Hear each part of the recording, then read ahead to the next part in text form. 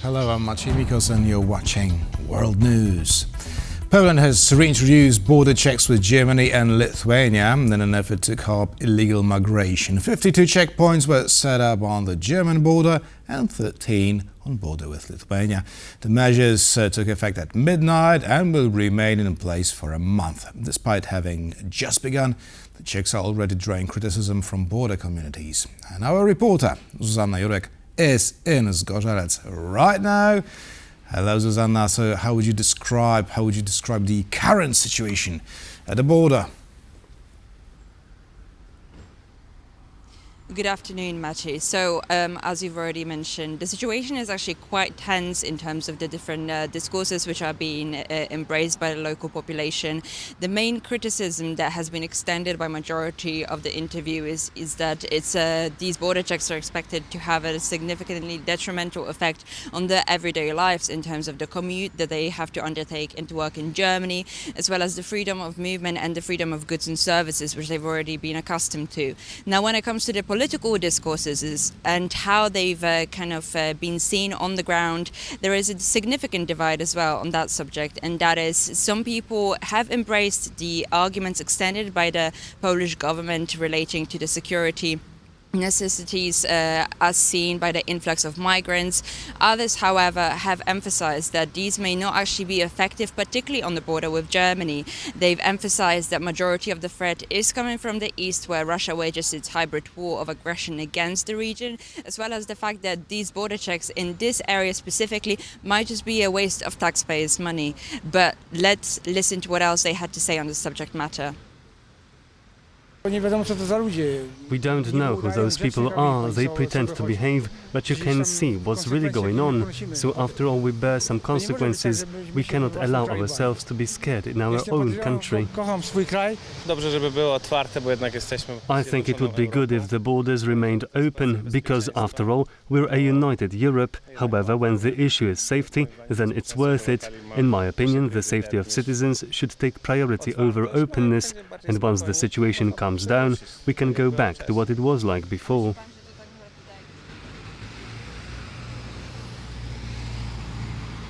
Now, when it comes to these sentiments, as you've just heard, there is a particular contestation, but this contestation is also in part being driven by the right-wing and nationalist groups that have made their way over to the border areas in the last couple of weeks. These border groups, the so-called border defense movement, has conducted unsanctioned stops and searches of people that they perceive as being foreign-looking.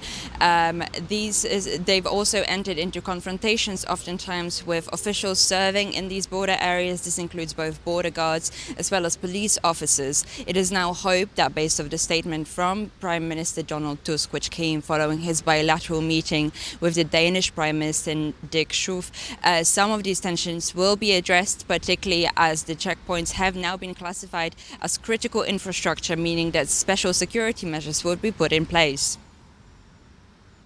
Funkcjonariusze Straży Granicznej i Policji mają jasne polecenie. The border guard officers and the police have clear instructions to respond decisively to any attempts to disrupt border controls.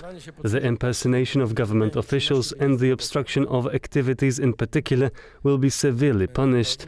Authorities will issue fines and, if necessary, apply direct coercive measures and detention.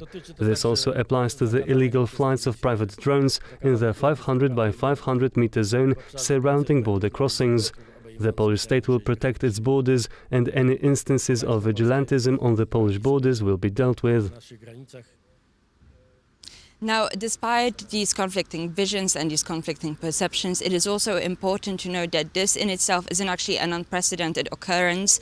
Germany has also previously moved to reinstate its border checks with Poland as early as October 2023, citing the same considerations, that is security and territorial integrity, hoping to stop at least some of the asylum seekers who have entered EU territory via Poland and sought asylum in Germany. Now, as you mentioned at the beginning, Maciej, these border checkpoints are expected to remain in place for the next 30 days, but the Polish government is already floating the idea of a possible extension. But that remains to be seen as the situation unfolds. And now it's back to you in the studio.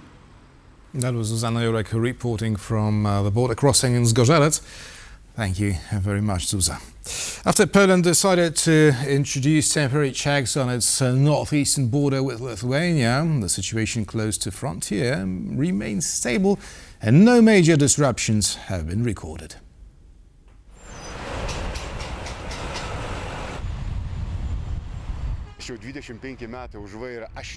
I've been behind the wheel for 25 years. I no longer feel any stress or tension. For me, it's just another check.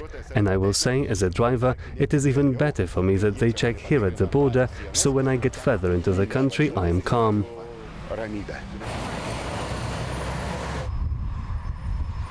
Before it was not like this. While we're traveling, the police will come back and they will pull over. Yeah. But this is good. This is better than that.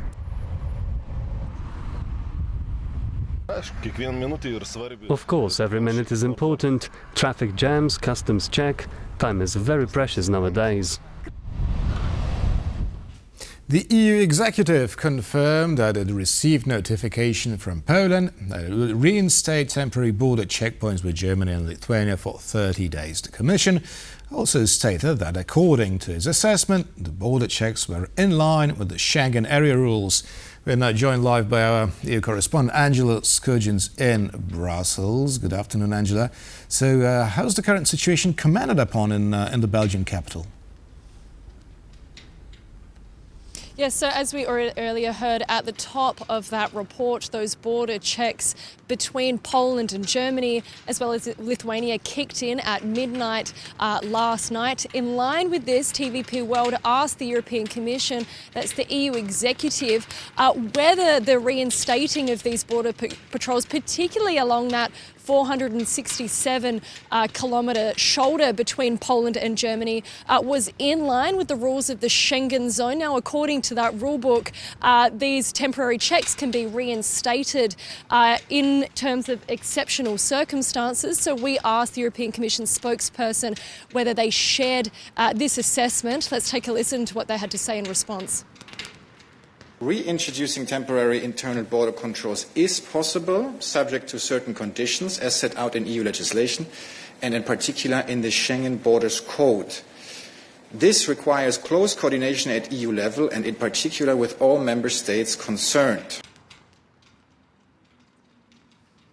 Now, what we're already hearing is that certain communities are being impacted, particularly by Germany reinstating those border patrols as early as late last year. So one of those towns along that western flank between Poland and Germany. In Poland, the mayor of that community is organising a petition. They're going to submit that to the European Commission, outlining the impact of these border checks on the daily life of those citizens in that community. We know that free movement is enshrined in the Treaty of the European Union. The European Commission is the guardian of these treaties, so we'll have to wait and see how this conflict unfolds, and migration is thrown sharply into focus. Reuters news agency has also been reporting over recent days that along the Polish border, in particular with Germany, far-right groups are hosting citizens' patrols. So we really have to wait and see, particularly how Germany, those citizens there will state that they're being impacted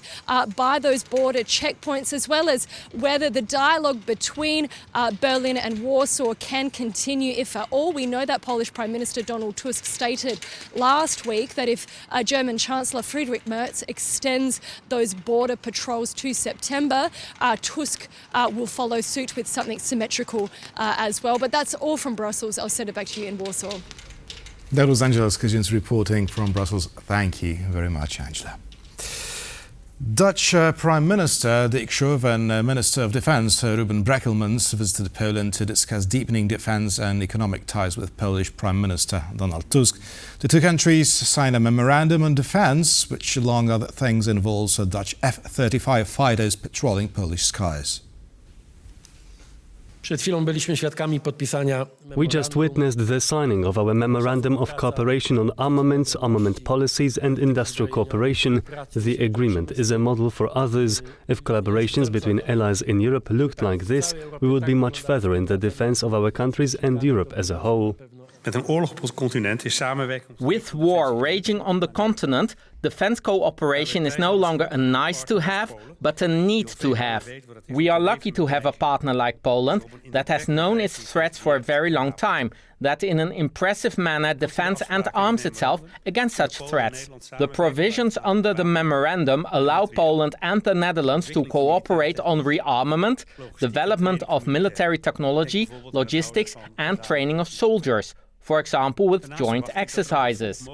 I also expect that there are many opportunities for Dutch and Polish businesses to jointly contribute to strong and stable supply chains within the defense industry.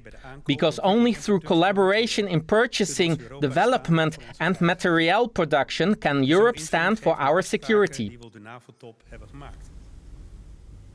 And that's all the news for now. Thank you for watching. The Bottom Line with your favorite Mari Kato is coming up next.